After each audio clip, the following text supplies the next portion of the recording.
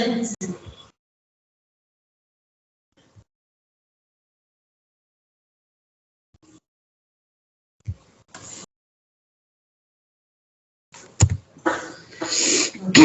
it visible? The slides are visible now.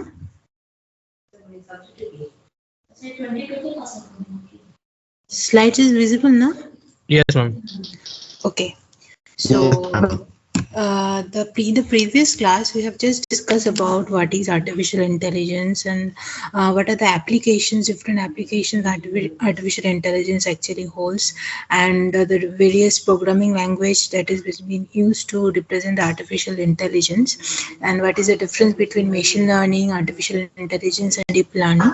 And the today's class we will discuss about a topic which is a very important topic of artificial intelligence, that is knowledge representation. Okay, so first we know that what is first we have to know what is knowledge representation, and then the different type of knowledge representation and presentations we have, then the cycle of knowledge representation, then the relationship between the knowledge and intelligence, then the different techniques of knowledge representation, and last one will be the approaches and examples of knowledge representation. So first we will begin with our concept of knowledge representation. So as you all know that we are human beings, and human beings are very good at understanding, reasoning, and implementing the knowledge. Okay, so they are very good at understanding, reasoning, and interpreting the knowledge, and using those knowledge they are actually performing different tasks. Okay, so how machine can do that? Okay, to know that first we have to know that in case of artificial intelligence, we always wanted to make a machine or a agent that is just behave like a human being, intelligent human being. Okay, so for that it requires knowledge. So where this knowledge actually comes from? The knowledge actually comes from the various experiences, various education. So we as a human being gets those knowledge from experiences and educations. Okay, and so we can say that, and after the use of this knowledge, when we able to use this knowledge, it is known as intelligence. Okay, so intelligence is nothing but a way to use the knowledge. Okay, and then the reasoning is basically the process of this knowledge. Okay, so it actually does the processing part of knowledge, means that it always thinks that what and how we can implement this knowledge. Okay, to make a certain decisions. Okay, so this is all about in case of knowledge representation, three things is very important. One is knowledge, then is intelligence, and then is reasoning. Okay, so as human being we collect knowledge from the various educations and experiences, but machine can't do so. Okay, so how machine can get this kind of knowledge? Okay, so if we more elaborately discuss about the knowledge, means suppose we are human being, we know that if we jump from a high hill, then we can die. Okay, so it is actually the knowledge. Okay, and the reasoning here that we know that if we jump from the high hill, we will die. Okay, and if a human being still jump from the high hill, he will die. Okay, so here he actually get the knowledge, but he cannot use this knowledge. Okay, so he does not use his intelligence. Okay, so intelligence means we're able to use this kind of knowledge. Okay, so if he does not use his intelligence, he will die. Okay, so this is how we can represent the knowledge using the concept of knowledge, intelligence, and reasoning. Now how machine does that? Machine does not have any kind of does not do education by their own self, or does not have the experiences. So how machine can do that? So for this is to know about this how machine can represent the knowledge. This is all about today's concept. Okay, today's knowledge. So knowledge representations basically describe the representation of any knowledge. Basically we can say that it is a study of how how we believe, our intentions, our judgments of a particular intelligent machine or system that can be expressed suitably for an automated reasoning. Okay. Now, one of the primary purpose of these knowledge representations includes modeling intelligence behavior for a particular system, and this KR and KRR, that is knowledge representation and knowledge representation reasoning, basically we can say that represent the information of a real world. Okay. And also for it also understand and then utilize those knowledge to solve a particular complex problem for the real world. Okay. And so this knowledge representation in AI is not just about storing the data in a database. It also allows the machine to learn from that knowledge, and also which basically behaves intelligently like a human being. So it is the basic descriptions or basic definition of knowledge representation, that it describes the representation of any knowledge, and basically it is a study of how we believe our intentions, judgments of an intelligent agent that can be expressed suitably for an automated reasoning. Okay. Now the moving to the next part, that is actually consists of different type of knowledge. So in case of artificial intelligence, to know the different type of knowledge, first we have to know that how in case of artificial intelligence knowledge can be represented. So in artificial intelligence, knowledge can be represented with object, events, performance, facts, meta knowledge, and knowledge base. So basic on these facts in AI, the knowledge can be represented, and using those we can describe the knowledge in different types. Okay. The first type is declarative knowledge. So declarative knowledge is basically includes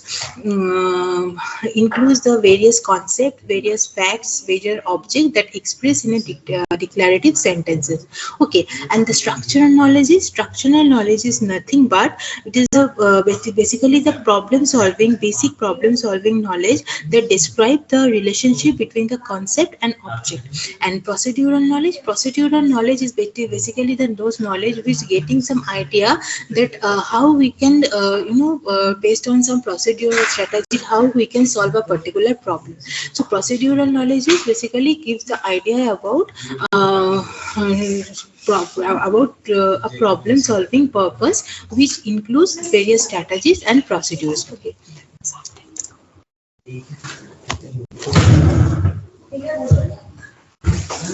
The next one is meta knowledge. Meta knowledge is nothing but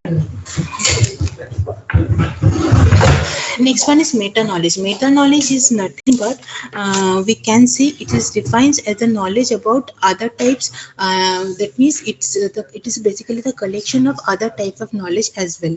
And heuristic knowledge is heuristic knowledge and those knowledge which actually comes from an expert person. Okay. When an expert of a when we want to get knowledge from an expert of a particular field or subject, we actually say those knowledge as a heuristic knowledge. Okay. So these are basically the different type of knowledge we have, that is declarative knowledge, structural knowledge, procedural knowledge, meta knowledge, and heuristic knowledge. Okay. Now the next part of this knowledge representation is cycle of knowledge representation. So from that from the figure you can understand that cycle of knowledge representations are basically have perceptions, learning, then knowledge representation, then reasoning, then planning, then execution. Okay. So these are the basically the different steps or basically different stages we actually have in case of knowledge representation. So in AI system usually consist this kind of various component in case of knowledge representation. The first one is basically the perception. So perception is basically a concept which represent the data or information from a particular environment. Okay. And now with the help of this perception you can represent the data from the environment, and also we can find out the source of the particular problem, and also can check if the AI is damaged by anything or any problem that has been occurred in case of knowledge representation. Also it defines and how to respond when any sense that has been detected. So this is actually has been done by the perception concept. Then after perception we are moving to the next concept, that is learning. So in case of learning, these learnings are basically captured. Learning is basically capturing the data. And how? By capturing the data by the perception phase. And here the goal is basically to build a computer that can be taught instead of programming. Okay. And also in case of using this learning component, we are actually develop new things in the system that has been required for knowledge acquisition, then features of heuristic and first searches, etc. So this is the second part or second component of knowledge representation, that is learning. And the third component of knowledge representation is basically is knowledge that been representing and reasoning, and that shows the human-like intelligence in a particular system or machine. And also this knowledge representation is nothing but all about understanding the intelligence, intelligence of a human being. And instead of trying to understand or build brains from the bottom up, its main objective or goal is to understand and build an intelligent system from the top down, and also it focus on what the agent thinks or what the system thinks to know, what the system basically needs to know in order how can automated reasoning can be performed. Okay. And also in case of knowledge representation, it actually defines that how a particular agent or a particular automated reasoning procedures can make the knowledge available as whenever it is needed. So this is actually the concept of knowledge representation. Okay, now the next concept is reasoning. So the next concept is planning and execution. So in case of planning and execution, this is basically the component of knowledge analysis. And also here these components actually basically depends on the knowledge representation and reasoning part. And also here planning can be includes given initial stage, finding their preconditions and effect. And also it is a sequence of action to achieve a state in which a particular goal holds. Okay. And also the planning is completed in the final state. After the planning completed, it actually goes to the final state, that is execution. Okay, execution means the particular problem should be executed and get the proper output. Okay, so this is all about the cycles of knowledge representations. The first we do the component perception, then we have to do the learning part, then we go to the knowledge representation and reasoning part, then we have to go to planning part, and after planning can be completed, it will do the execution part. Okay, this is basically the cycles of knowledge representation. Now we are actually give the idea about the relationship between knowledge and intelligence. So here in case of knowledge representation, there should be a decision maker who makes a decision based on the knowledge and intelligence that has been performed. Okay, so first it actually sensing that what kind of problem that has been occurred, and after sensing those problems, it actually try to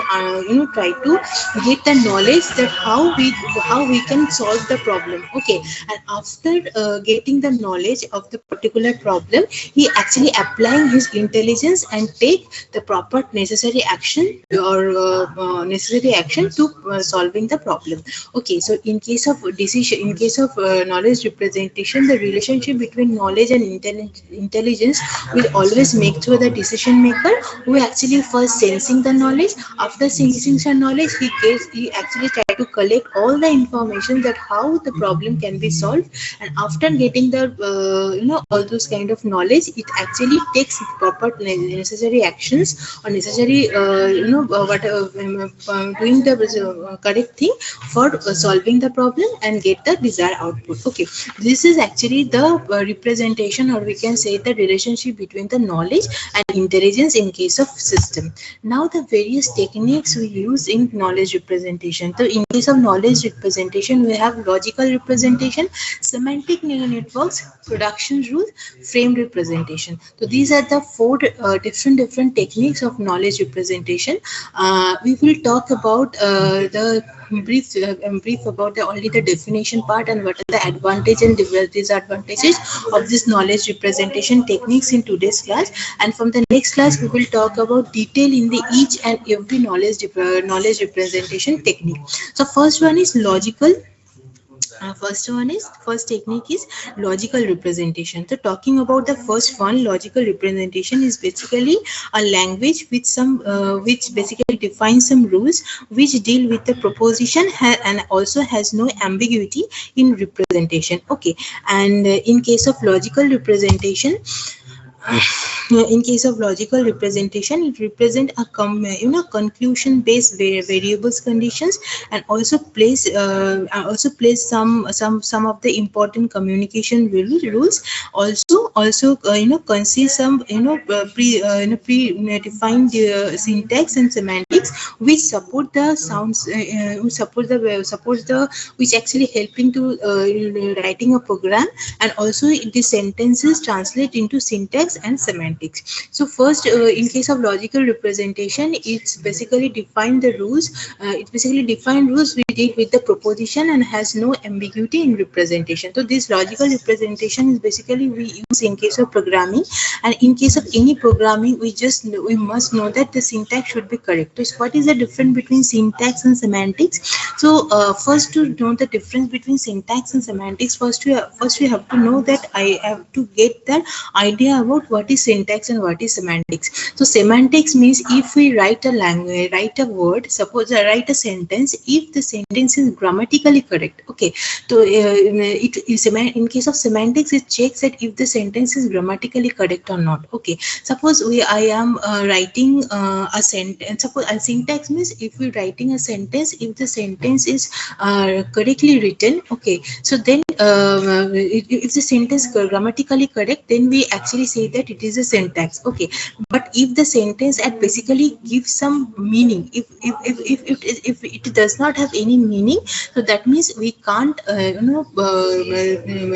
write the sentence correctly. So this is actually known as semantics. So in semantics, every sentence must have a particular meaning, but in case of syntax, this particular sentence or statement should be grammatically correct, written properly. Okay, so it may be happen that it does not have a particular meaning, but if it is grammatically correct, then it is a syntactically correct. Okay, so this is basically the syntax and semantics, and there are some differences between syntax and semantics. Is in case of syntax, it decide how we can construct a legal sentence. Okay, and in case of semantics, it is basically the rules which we can interpret the sentence in the logic. Okay, suppose I am writing that suppose I am writing a sentence that I was to school. Okay, if I writing this sentence, or I eat breakfast. Suppose there is a sentence that I eat breakfast, then I go to school. Okay, so this is actually a sentence. Okay, but if we write this sentence like this way, that I will eat school, then I will go to breakfast. Okay, so if I write this sentence, that means it is syntactically correct. That means there is no grammatically error in the sentence. So it is syntactically correct, but it is not semantically correct, because in this sentence that I am writing that I will eat school, then I will go to breakfast. So this is not, though it is a grammatically correct sentence, but it is not, the sentence does not give a particular meaning. So if the sentence does not give a particular meaning or does not follow a particular rules to represent a sentence, that means it is not a semantically correct statement. So semantics is basically the rules that which we can interpret the sentence in the logic, and syntax is basically decide that how we can construct a legal sentence. So the previous one, we are actually constructing the sentence correctly, but we are not getting the correct output from here, because the sentence does not have a particular meaning. So if the sentence does not have a particular meaning, that means we can't say that it is semantically correct. So this is the difference between syntax and semantics. We will talk about the syntax and semantics from the next class, more descriptively by using propositional logic.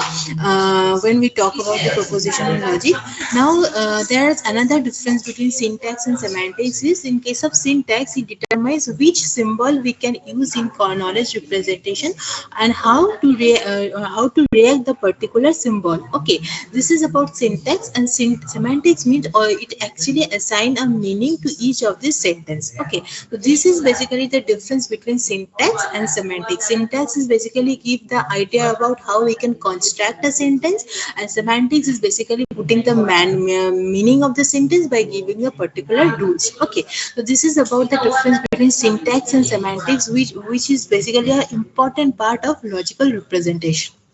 Okay, now the advantages and disadvantages of this type of knowledge representation.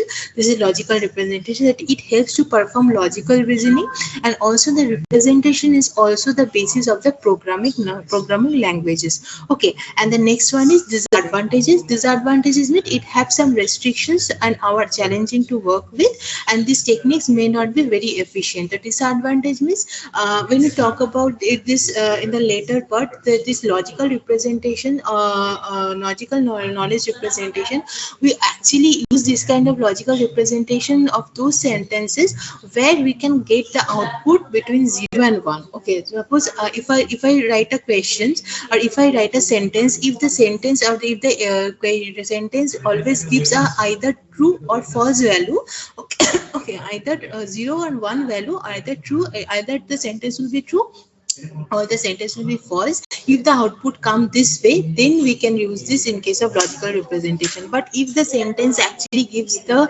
mixture of truth and false, suppose the sentence meaning can be either true bhi ho sakta hai, false bhi ho sakta hai, then we can't use this this sentence in case you can't put this sentence in the logical representation. Like suppose I am telling that the sky is blue. So this is one sentence: the sky is blue. The sky is blue. The output will be either true or false. The sky is blue. It will return true because we know that sky is blue. But if we write, this is actually part of logical representation. But if we say that all the students in the class will be, some students of the class will be intelligent. Okay, so if we write this sentence that some students in the class are intelligent, that means there is a possibility that some students are not intelligent. So definitely it will not give a concrete answer of either true or either false. It is actually giving the mixture answer of truth and false. So these sentences are not, never been part of logical representation. So this is basically the disadvantage of logical knowledge representation. Now we will move on to the next next topic, next part of knowledge representation, that is frame representation. Okay, so frame is basically the record-like structure that consists a collection of attributes and also values to describe the entity in the world. Okay, so this kind of representations are basically used to use in case of those records which actually represent the structure that consists the collections of the different attributes and values to describe the entity in the world, and also it consists collection of slots and slot values of any type and size, where the slots have names and values which are called the fields. Okay, and the advantages of this frame representations are it makes the programming easy by grouping the relatable data, the data which are very relatable to in case of any input. Then it is known as it will be easier in case of frame representation to storing the value, and also it is easy to understand and utilize, and it is very easy to add slots for the new attributes and relations. And also in case of frame representation, it is easy to include the default data and search for the missing values. And the disadvantage of this frame representation is the mechanism cannot be easily processed, and it is very lengthy approach. Okay, so this is about the frame representation. Now the next one is semantic network representation. Okay, so now if it works as an alternative of predictive logic for knowledge representation, we actually use this semantics. Okay, so semantics in the form of we use this semantic network which can represent our knowledge in the form of a graphical network, and this network consists of nodes and representing the object and areas which the objects and R's as in describe the the relations, which basically describe the different relations and between the two object or two values, and also it's categorized those objects in different forms and different links, and also representation as actually coming from two types, and one is relationship and another one is also inheritance. Okay, so semantic network representation works as an alternative of predictive logic for knowledge representation, or it can be represented here in the form of graphical network, and also it actually consists some nodes that representing the object and values and arrays, R's, which are basically describe the relations between two objects or values, and also it categorizes those objects in different form that and also link those objects. Okay, so this is about the semantic knowledge representation, and the advantage and disadvantage of semantic knowledge representation is, in case of semantic knowledge representation, and the it is also known as natural representation of knowledge, and it also conveys the meaning of the transparent manner, and also network are simple and very easy to understand. Okay, and in case of disadvantage, it takes more computational time and the runtime rather than logical representation and frame representation, and these are the inadequate as they do not have any equivalent quantifiers, and also the network are not intelligent, thus it depends on the creator of the system. Okay, so this is about the semantic knowledge representation. We will talk about each and every knowledge representation type briefly in the next classes. Okay, now we will move on to the next techniques of knowledge representation, that is production rule. Okay, the production rule agent or system always checks for the conditions, and if the condition exists, then the production rules actually fires. Okay, and the corresponding actions is carried out. Okay, suppose there are some conditions. Okay, production rule basically suppose there are some conditions, and if the conditions are satisfied, then if the conditions are satisfied, then the production rules actually fires, and the corresponding actions that has been under this production rule will be carried out, and the condition of the production rule determines that which role may be applied to the problem, where is action path carries out association problem solving steps. Okay, so in case of conditions, it basically determines that which rules should be followed. There will be the several rules, so based on the conditions which actually decide that which rules should be followed or should be applied to the problem, and where the action path actually associated with the problem solving steps. Okay, and in case of production rule, they also have some advantages and disadvantages. The first one, it is expressed in natural language, and these are highly modular and can be easily removed or modified. And disadvantages, it does not exceed any language capabilities and does not store the result of the problem for the future use. Okay, and also in case of production rules, that during the execution of the program, the rule-based production system are inefficient. Okay, so this is about the production rule knowledge representation. Now we'll move on to the various requirements that actually various requirements that actually needed in case of knowledge representation. So a good knowledge representation must have some properties. What are the properties? First one is representational accuracy. So representational accuracy means it should represent all kind of required knowledge. Okay, and then are inferential accuracy. Inferential accuracy is basically should be able to manipulate the representational structure to produce new knowledge that's corresponding to the existing structure. And then inferential efficiency. Inferential efficiency is basically the ability to direct the interfacial knowledge mechanism in the most directions by storing the appropriate guidance. Okay, and the last one is acquisition efficiency. Acquisition efficiency is the ability to acquire the new knowledge easily by using the automatic method or system. Okay, so these are the different attributes, we can say different properties in case of knowledge representation. Then one is representational accuracy, then inferential accuracy, inferential efficiency, acquisition efficiency. Okay, now the next one we actually move on the various approaches of knowledge representation with some examples. So in case of approaches with example, the first one that is coming, that is simple relation knowledge. So here now this is simple.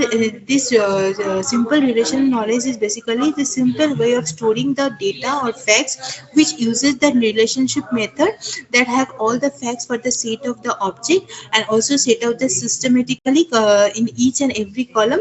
Also, this approach of knowledge representation is basically famous in case of database management system where the relationship between different entities are represented.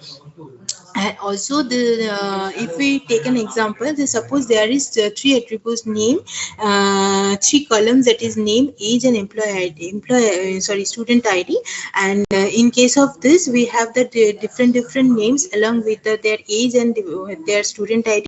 So this is how we can represent a simple knowledge representation, that here is a knowledge about the student database. Okay, so there are three students suppose in our database, that is Ankita, Anushya and Abhishek, and they have their age, corresponding age, that 20, 22 and 23, and each and of their different student ID, that is MSc1, MSc2, MSc3. This way we can simply represent the knowledge with the help of a database management. Now the next one is approach is inheritable knowledge.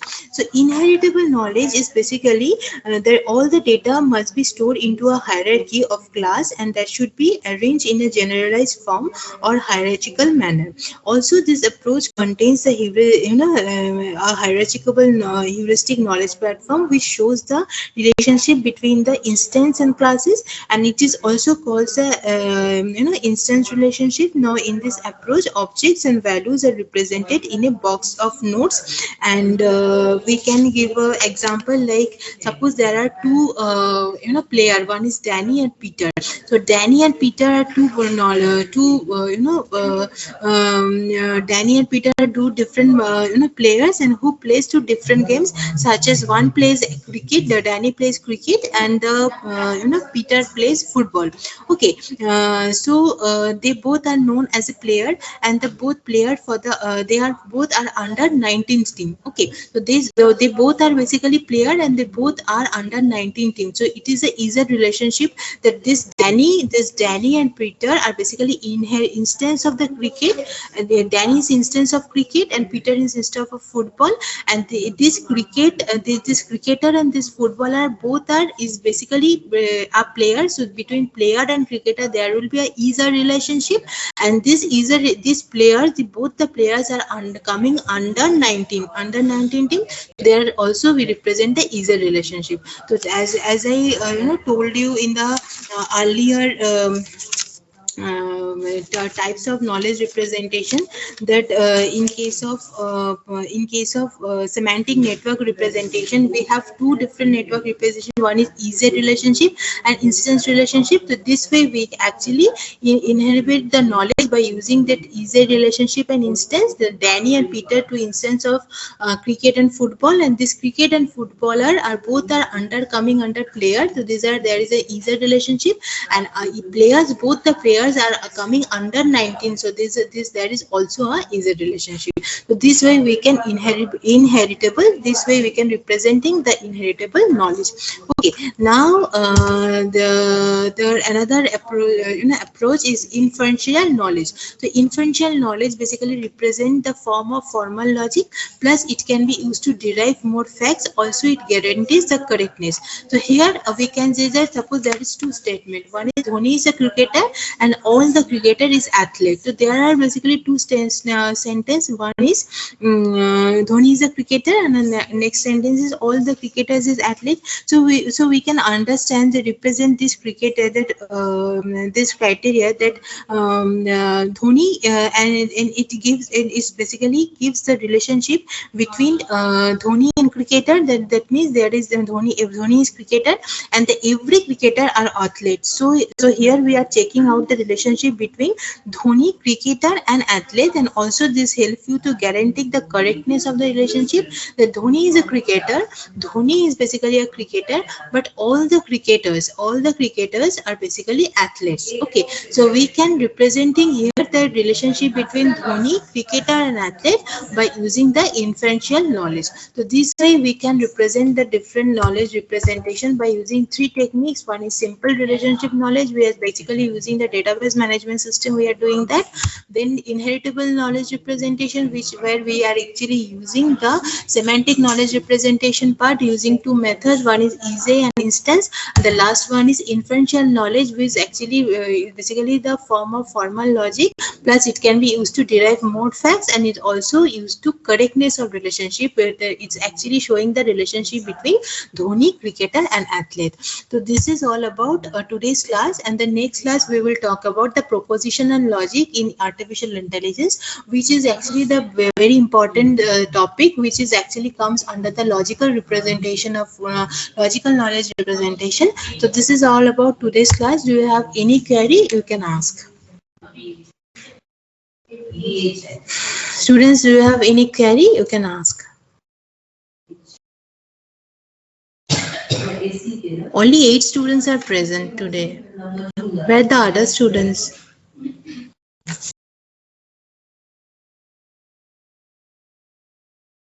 Any doubts?